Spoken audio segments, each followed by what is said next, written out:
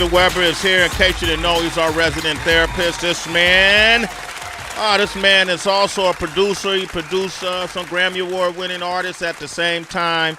But we got him here for his master's degree in clinical mental health counseling from Northwestern University. Okay, and David, welcome back to the show. You got to turn your mic on, man. Go ahead. You've been doing this a while. I'm not going to keep doing it for you. Can y'all hear me now? Okay, yeah, we can hear you now. David Webber, welcome to the show. All right, thank you. Free clinical advice. Wow. From David Webber. If you need a therapist, you've always been apprehensive about therapy. I get it. We all go through that. Yeah. But this man is someone you could call right now just to get your feel. 888-742-3345. We're coming off the Super Bowl, and I asked you a question about Drake May, right? Mm-hmm. The quarterback for the New England Patriots. Didn't have the game he hoped for. And leading up to that game in the playoffs, I don't think that man threw one interception in the playoffs, postseason. And in this game, he threw multiple ones, right? Yeah. To 2 or 3. Couldn't figure out the defense of the Seattle Seahawks in that first half. Eventually, they start finding some rhythm, but by that time, they were completely dominated. Mm-hmm. And even at times when the momentum was going his way, it'd end with a turnover. I can only imagine what's that like. You know, it's almost like a boxer making it to the championship fight and getting knocked out in the first round off of a punch he couldn't see. How do you recover from that is the question, citizens, and we can all relate to what he went through. I mean, granted, they made it to the Super Bowl, and there's only one other team that could beat you out of that, right? So salute to him for that. But I don't care who you are. You're a human being. When you reach that pinnacle point and you do not perform like you hope to, like you trained to, from the time you were a kid, from Little League football to now, you make it to the big game, and you don't do as well as you hope to, you don't do well at all. Yeah. How do you recover? You know, I've had that experience working at MTV, and I recall wanting to, being excited that they put a lot of trust in me spearheading, opening the Video Music Awards with the pre-shows, and they made me an anchor, which meant you was going to carry the ball. Every big artist that came to you, that came on that carpet, you probably were going to have first dibs at. Yeah. That meant you were at the home base station, the big platform, not down the carpet. Let me throw it to Heather down the carpet in the closet. Yeah. You're in the front and center. This is where all the jib, all the big cameras are focused on you. And I recall a time having that experience, being prepared, have worked my way up to that point, and every time a different artist comes on, it's a different challenge. Yeah. So it's like you're playing 10 Super Bowls if you interview 10 different artists at that time.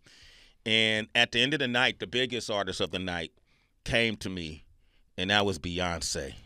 When you say her name, you give a round of applause. That was Beyoncé. And B was like, oh, there's Sway. There he is over there. And I'm nervous. Like, she's coming. I'm talking in the headphones. And I'm talking to the studio, the people who's in the head truck, the guy who's directing the show, and he's like, can you get her? Yeah, I could get her. She's coming right now. She's going to be here in 5 seconds. We're not ready, Sway. We're not ready. I'm not going to be able to hold her. We're not ready, Sway. We're not ready yet. I'm not going to be able to hold her. And by the time they got ready, I'm talking to them. I'm not going to be able to hold her. Shit, y'all need to hurry up. Come on. And that shit, y'all need to hurry up. Come on. Was live on air. Oops. Oh. And there was Sway, we're on there. Right. And in my ear. Hot mic. And I had to smooth it out. Yeah. Because back then when you cursed on air, the FCC would fine you $250,000 and threaten your license, and, MTV being a large. And I felt bad afterwards. Yeah. Like, I remember once I did the interview, even though I recovered, the interview was over, the show was over, and I found myself by myself in a moment. And I was like, yo, am I built for this? You know what I mean? Yep. Like, am I really built for this? Yep.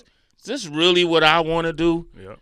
I thought it was exciting to be there. Who would have thought that a person like me coming from hip-hop would be hosting the biggest youth network with the biggest crossover stars, be interviewing them? And I fumbled, and it wrecked me. For a second, it Yep. wrecked me, and it made me question myself. Yep. I recovered, but I want to talk to people who had situations in their respective field where you reached to the pinnacle, you got to that stage, the big stage, Yep. and the result wasn't the same that you dreamt about. Heather, you never had that happen? Oh, absolutely. I think it happens a lot in our field just in terms of auditioning, right? I audition a lot. Whether it's for commercial or television, for film, you have to go in that room and you have to nail it. Yeah. Very few times will a casting director say to you, okay, let's try it again this way. Maybe if they're interested, they'll give you another shot, but you this is a one-on-one. You got to go. And yeah, you walk out the room sometimes feeling like I could have done better. I should have done this. I should have made that choice. But I've learned I let things go very quickly. Mm-hmm. I don't stay in it long, and I've learned what's for me is for me. My job is to be prepared, and that's what I have to do. So I kind of let it go. Early on in my career, it bothered me. Bothered me to the point where I would sulk. Every no would be like a 2-week or sometimes a 2-month setback for me. And it's hard to get out of that. But I get out of the way of those things now, especially if I know I prepared for it. Then that means it just wasn't for me. Another opportunity will come. I'm also interested in some of our citizens who may not be in the industry, who feel like I spoke to a friend recently who didn't do well at a job interview. Yeah. And, that they didn't even get to the big stage, so to speak, but that was the big stage for them, that job interview that bombed, and basically said, because it was on Zoom, I don't know what that process is like, but said it's a whole different process now interviewing on Zoom. They felt like they didn't get the opportunity, and she's been kind of down now since. Did she get the job? No. Oh, they told her no? She kind of knew. She knew she didn't get it? Yeah, when it was over. And her whole confidence is shaking now because of that. You make a big point. Like, for Drake made the big stage was the Super Bowl. But for someone else who's not in entertainment, they're not in sports, their big stage might be an interview or a presentation, a PowerPoint presentation. You might have to give information about a project you're working on, or you might have to pitch a project that you want to the company that you work with, right? There's many ways that we all have to answer the bell on the big stage, and that's relative to your life. 888-742-3345. If you could relate to this. David Webber, what are your thoughts? Yeah, and even a relationship. There are people you've been with someone for 4, 5, 6 years. You're hoping this is the year he's going to propose to you, and it doesn't happen, right? And then you begin doing what? Questioning yourself, questioning your own self-worth, questioning, does anyone love me? Will anybody choose me? That's a big thing. I've actually been dealing with that too. You've been dealing with that? I have. Will anyone choose me? Like David for David, right? You never had that. You've always years ago, and I messed stuff up. I was stupid and young. Okay. But so we all have those Super Bowl moments where you begin to question your own self, and sometimes it's not even your own failing. Right? You can be doing everything right and it still not work out for you. And that's why I love what you said about, if it's not for me, it's not for me. And being able to get to that place where you're like, if it's not for me, then this thing was not for me. The two best people I've seen at being able to having short memories, that's basically what you were saying, being able to move quickly, is a guy by the name of Martin Kaleves. Used to play for Michigan State basketball. Okay. Used to play in the NBA. That's his guy.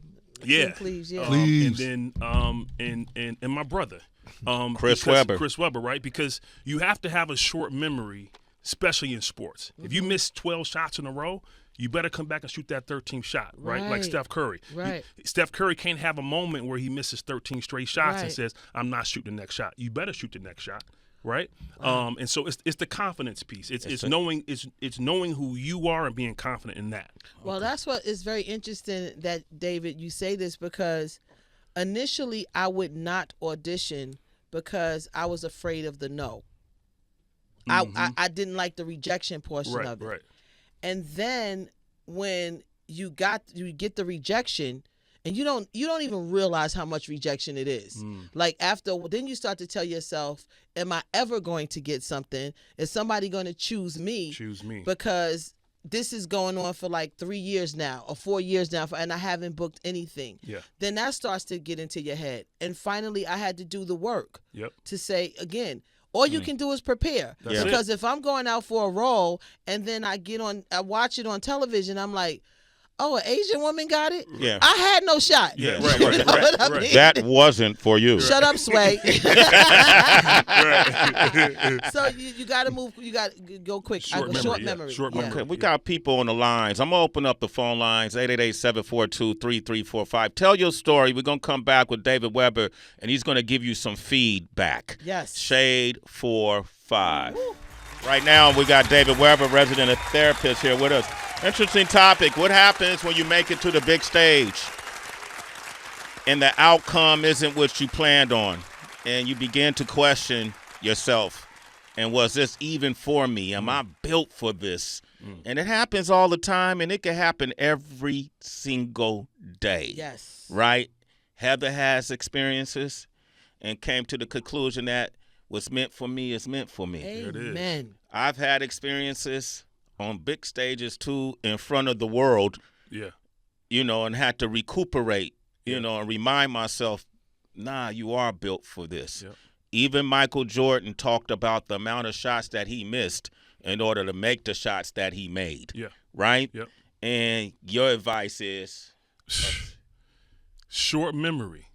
Short memory. Short memory. What's for you is for you. Short memory. And you said something off the air, Heather. If you don't prepare, that's different. Yeah. We're not talking about the person who doesn't prepare and shows up and expects things to work out. I'm talking about the people who you've done everything that you know to do, and it still doesn't work out for you. The quick story, Sway, I don't know if you noticed, but I played basketball at Central Michigan University. Okay. And I got Conference Player of the Year. I was pretty good. I scored 51 points. My sophomore year, broke Larry Bird's record at that time at my university. What? And I did. It was real talk. And we got to the conference tournament, and I choked.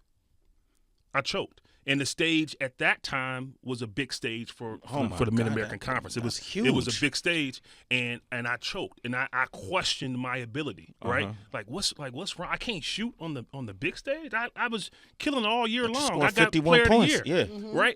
But when it comes to big stage, I can't. And you start to question yourself. I've questioned myself so many times walking into this building this way.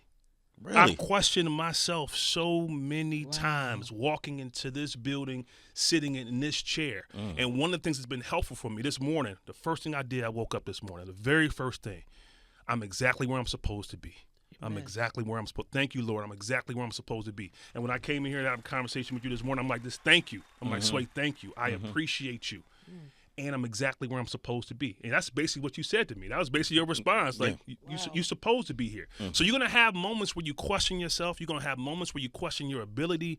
You have to remind yourself. There's a gospel song that says, encourage yourself. You have to encourage yourself. If you're not encouraging yourself and let that negative talk get inside your head, it's a wrap.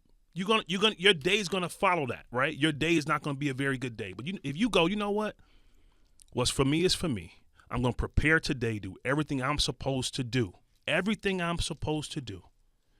Things are going to work out for me in my favor. David Weber, man, I'm glad you're here today, brother. He Powerful. was offering to buy me shit, Heather. I was like, no, man, you ain't got to do that. But we got a lot of citizens who's been on that stage, and I'm going to start with Imani because she's going to come from a whole nother perspective. Out of Kentucky. We love it in Kentucky. Imani, welcome to the show. Yes, thank you for having me. First time caller as well.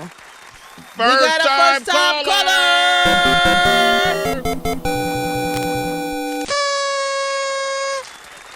Welcome to therapy, Imani. Welcome to therapy. All right. So talk to us about your big stage. My big stage. I was just in community college. I was about 6 months away at my internship in data analysis. And because I have children and I'm a single mother and don't have the resources, I had to go and tell my instructor that I had to drop. So now I'm sitting in I'm sorry, go ahead. No, you were saying with 6 months remaining, you had to drop? Yes. Yeah, I had to drop. Oh my gosh. Okay, do speak. Oh, me. Yeah, I had 6 months to go, and I had to drop. So now I'm sitting here in a rut about what I want to do. I'm 28. I'm young. I have no record, and I really cannot maneuver how I want to because I have 3 children under 6 years old. Have you been questioning yourself, your ability at all, or are you still confident in what you're able to do if you get the opportunity? I question myself a lot now because I'm like, oh, I have all this potential to do a lot, but it's like, is it the right path? Am I going the right way? Yeah, this is my advice to you and anyone else listening. There may be circumstances out of your control that stop your progress, right? You have certain goals, things you want to do, something out of your control happens and you're unable to do it at that time. What I would say to you is keep doing what you're doing, even though it may not be counting for credits, right? So whatever you're studying, I would keep studying it, right? If for example, let's say you had an injury, right, and you're trying to lose weight, I would still keep working out at home. Yes, you can't go to the gym, maybe. You had momentum, you were doing well, you lost 40 pounds, and then you hurt your knee. So I would work out at home. I would do arm workouts at home. I would keep the momentum going just in a different way. So you may not be able to take the classes right now because of the children, but I would say keep studying, keep learning, keep doing what you're doing, just doing it at home. Thank you. There you go, Imani. And Imani, let me say this. Let me suggest this to you, too. David Webber can be reached off air. Hit him up. David, give me your information. Absolutely. Hit me up on Instagram, DavidWebber_LPC. I'll try to help you find resources in your area, okay? But hit me up directly, and I'll hit you back today at some point. All right, thank you. Okay, Imani.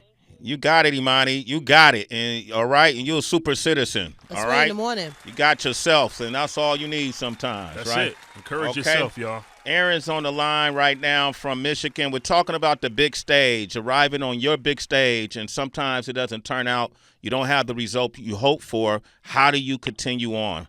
Aaron is in Michigan. Aaron, welcome to the show. What up, Aaron? What up, though? Thank you. Hi. Okay, I was on the show, I don't know, like a couple weeks ago, and I said that I was a swim coach. Do you remember that? Maybe not. Yes. I wanted to call back because, all right, so I was not a swimmer ever. I was a runner when I was younger, and the things I always wanted to do was be a teacher, run, and be a mom, always. Well, we had our first child, that's fine. We go to have our second, and I actually had a really bad back injury. Like, I was messed up. Like, I couldn't lift a pound. I couldn't even, pick up my kid. Like, I couldn't do anything. So my husband decided he was going to leave teaching and go be an optometrist. That's how he got to be an optometrist today. Well, with me, basically, I couldn't do anything for 3 years. I just had to completely let those things heal. But then running was out of the picture. So I began swimming. And then one day I said, I would love to help out with this swim program. And I knew nothing. I was literally, just the first time I called, I was dumb enough to just do something stupid, you just don't know enough the first time you do something.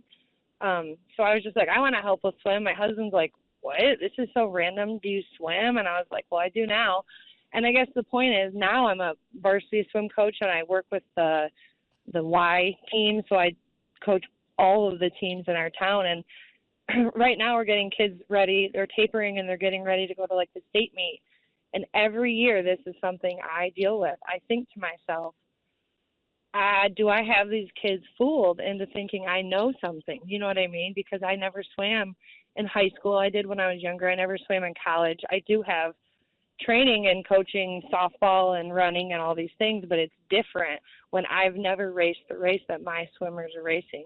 And so that's a real thing. But I have to tell myself that the preparation I did every single day, like you're saying, short memory, there was a day that I was like, I can't stop missing running. I have to find something that's going to replace it. You know what I mean? And then eventually I started swimming and I never even thought about running again.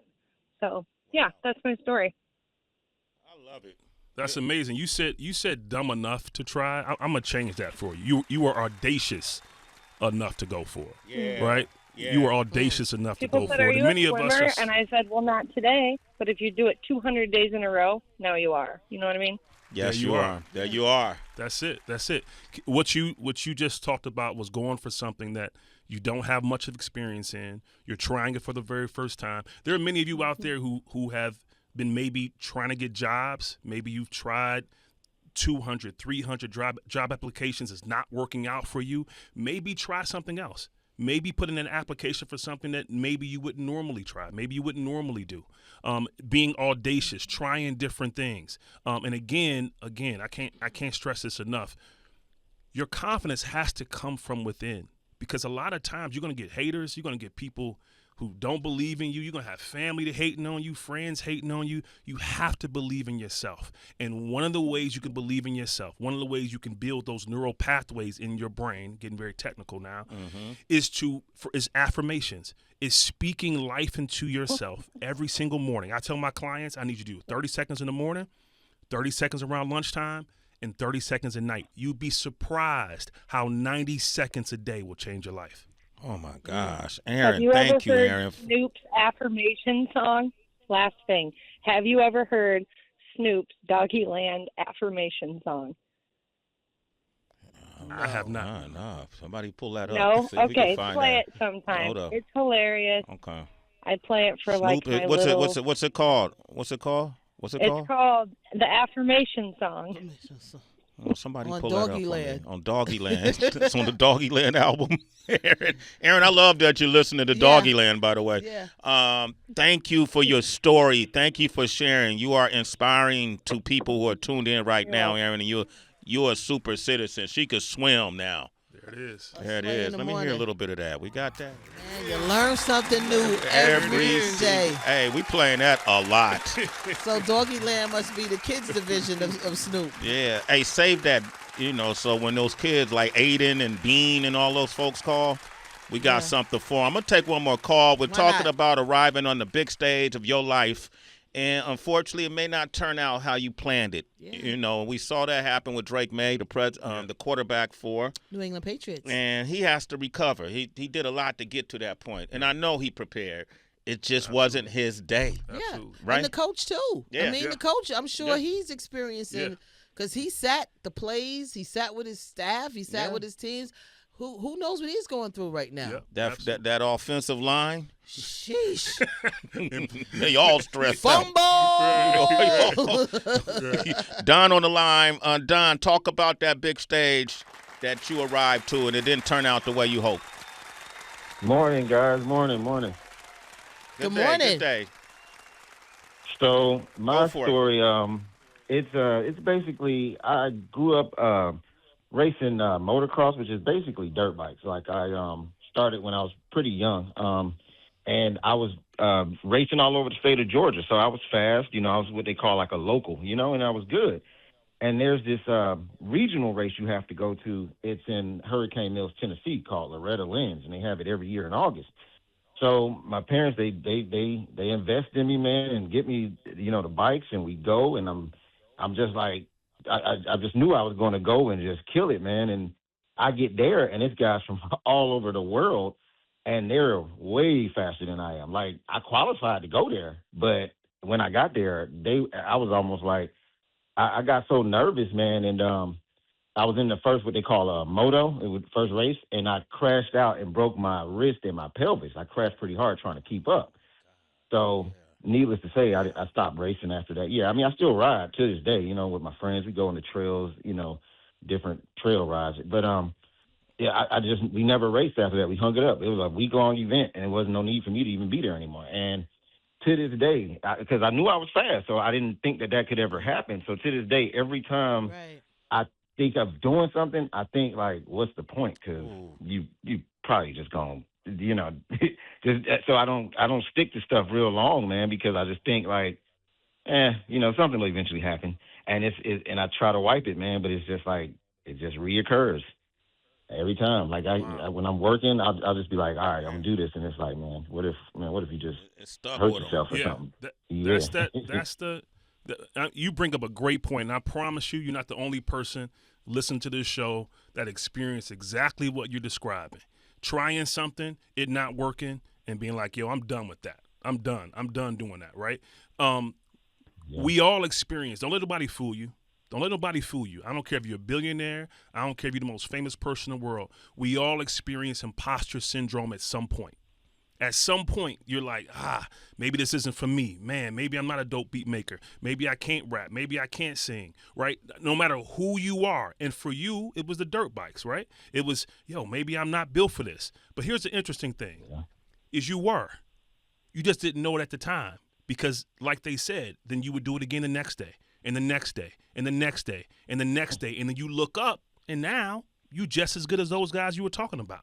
Right? So no matter who you are, if you listen to this show, if there's a point in your life where you're questioning something about yourself, about your abilities, keep going. Don't stop. Don't get to the point where you stop and say, yeah, maybe it's not for me. Now, obviously, it's one thing if it's truly not for you, if it's something you don't excel at. But if you only tried it a few times, if you're in the 7th grade right now, listen to this show, or you're in the 9th grade, listen to this show, and you tried out for the basketball team, you didn't make it the first time, right? Try it again next year. Keep working on your game. If you're trying to get into an industry that you don't have the skills for yet, keep working on those skills. Keep getting better, and you'll have the skills. But at the end of the day, it's just the people who keep going as opposed to the people who quit. If you keep going, you're going to be right there. How do he remove from his psyche the disappointment or the trauma he experienced by not being fast enough and breaking down and ended up breaking his wrist? And how does he not apply that to everything else he does? Please hit me up on Instagram, DavidWebber_LPC. I want to help you personally, but to everyone else listening out there, okay? You got to get out your head. I tell my clients all the time, overthinking kills more dreams than almost anything. It's overthinking. Right? Having things you want to try in your life and not trying because you're overthinking the process. You're your first critic. You're your biggest critic. Many of us, our biggest critic is ourselves. So the best way to stop doing that is to get out of your head, stop analyzing every single thing you've done wrong in your life, every single thing that wasn't successful in your life, and start back to Snoop and start doing affirmations that will change those neural pathways in your brain. Don, you got to try that. And do me a favor, Don. Really reach out to David Webber. Okay? Because I don't want that one chapter to define your whole book. For real. You know what I mean? Real. That was kind of somebody. Tyler, write that down. Oh, boy. Webber. Webber. Don, you're a super citizen, Let's brother. Wait in the morning. Hit him up, All right, okay? thanks, Citizens. All right, man.